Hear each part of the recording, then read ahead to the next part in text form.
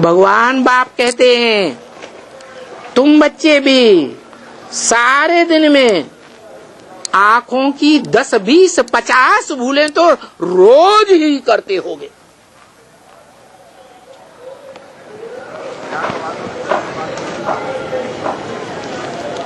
कोई इस बात को काटेगा? नहीं काट सकता। तो देखो, सभी मनुष्य मात्र कलयुग में आकर के कलाहीन हो जाते हैं। भले नंबरवार तो होंगे ही, परंतु अव्वल नंबर में कलाहीन कौन बनता है? हैं? जो मनुष्य सृष्टि में हीरो पार्टधारी कहा जाता है, वो सबसे ज्यादा जीरो बनता है। क्या? मुझे निर्गुण हारे में कोई गुण नहीं। हे भगवान, आप ही हमारे ऊपर तरस करो।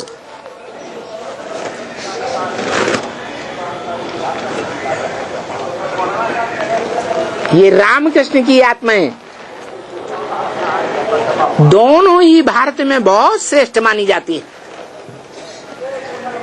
भगवान का सगुण अवतार मानी जाती है। दोनों ही आत्माएं, चाहे बेहद के गांधी जी के रूप में हो, चाहे नेहरू जी के रूप में हो, क्या गाती है? हे पतित पावन आओ। अकेली गाती है कि भारत के 40 करोड़ मनुष्य साथ में गाते हैं। क्या? हे पतित पावन आओ। तब वो पतित पावन बाप इस सृष्टि पर आ जाता है। उनके दिल की आवाज, उनके मन की आवाज आने से पहले ही आ जाता है और प्रत्यक्ष रूप में नहीं आता है। जैसे मां के पेट में बच्चा आता है, भ्रूण के रूप में आता है, निर्जीव के रूप में आता है, ऐसे ही वो भगवान बाप भी गर्भ की तरह गुप्त रूप में आता है। संसार में प्रत्यक्ष हुआ नहीं कहा जा सकता। जैसे बच्चा पैदा होता है तो माँ बाप भी कहेंगे पैदा हुआ, पड़ोसी भी क्या कहेंगे? उआ उआ की आवाज सुनेंगे तो क्या कहेंगे? आया, पड़ोस में बच्चा आया नहीं आया? आया। गांव वाले भी कहेंगे, जनपद वाले भी जानेंगे। जो देखे, जो कानों से सुने आवाज, क्या कहेगा? इन माँ बाप को बच्चा पैदा हुआ, प्रत्यक्ष हुआ, संसार में प्रत्यक्ष हुआ। तो ऐसे ही भगवान बाप भी इस सृष्टि में आते हैं, लेकिन मुर्दे में आते हैं, चैतन्य बुद्धि में आते हैं, या जड़त्व में ही बुद्धि हो जाती है कोई बात को लेकर के, उसमें आते हैं, हैं? चैतन्य बुद्धि में आते हैं,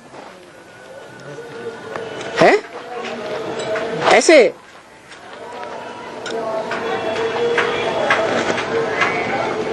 देखो,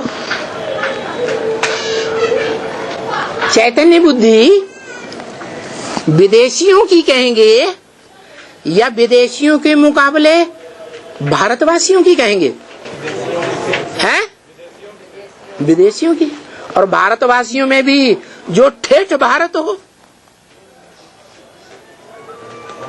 भा माने ज्ञान की रोशनी, रत माने रहने वाला, लगा रहने वाला, ज्ञान की रोशनी में ही लगा रहने वाला।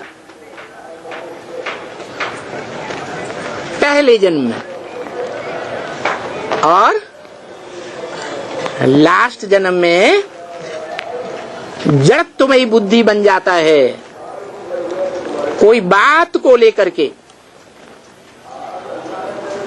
इसलिए सतयुग की यादगार में स्वर्णलिंग बनाते थे। स्वर्ण संचाई को कहा जाता है, पक्का सोने को कहा जाता है। बाद में रजत लिंग बनाने लगे, फिर तीसरी अवस्था आई, रजो प्रधान बने तो ताम्रलिंग बनाने लगे, और कलयुग में है पत्थर का लिंग बनाना शुरू कर दिया।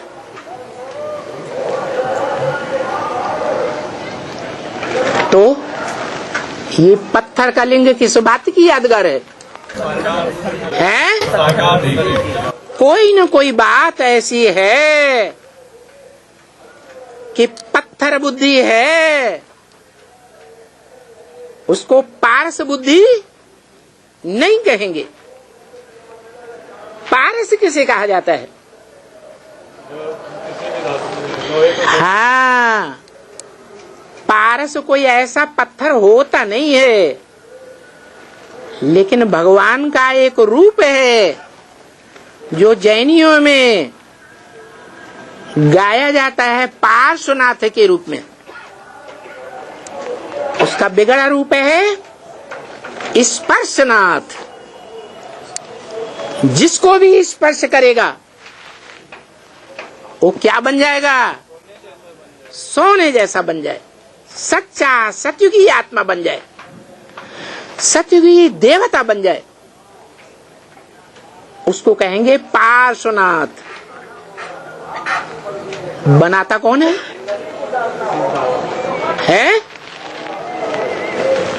पार्श्वनाथ कौन बनाता है?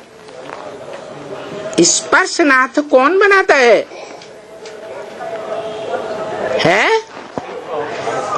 जिसकी बुद्धि के स्पर्श मात्र से, क्योंकि उसमें 100% सदा काल की बुद्धि है। मन, सोचने विचारने वाला मन नहीं है, उसमें 11वीं इंद्रिय नहीं है, और 10 इंद्रियां हैं।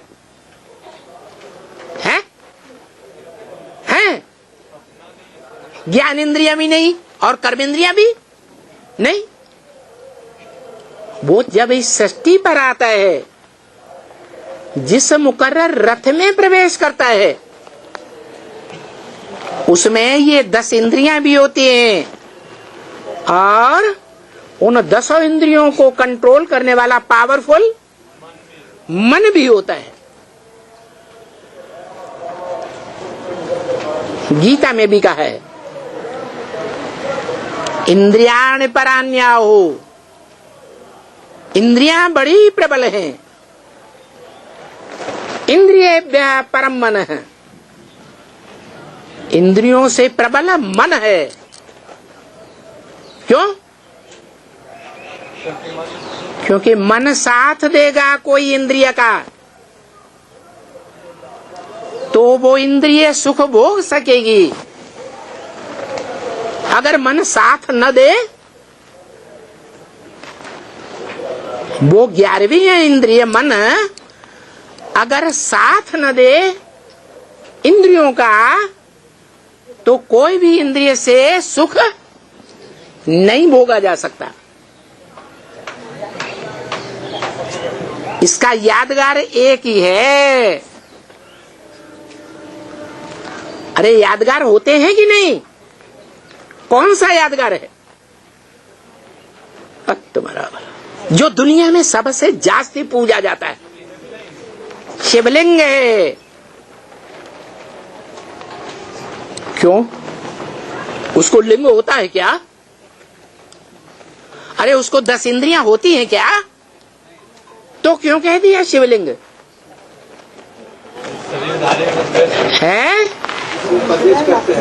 हाँ, कोई शरीरधारी में प्रवेश करता है जिसमें कामेंद्रिय बड़ी प्रबल होती है, इतनी प्रबल होती है कि 16,000 गोपियों का संबंध गाया हुआ है। क्या नाम देते हैं? है? गोपी। गोप गोपी नाम क्यों देते हैं? हाँ, संबंध है शरीर की इंद्रियों के साथ जोड़े जाते हैं या बिना इंद्रियों के संबंध जोड़े जाते हैं? इंद्रियों के साथ ही संबंध जोड़े जाते हैं। तो जरूर 16,000 हैं जिन्होंने अपनी इंद्रियों का संबंध उस भगवान बाप के साथ जोड़ा है और संग का रंग है लिया है।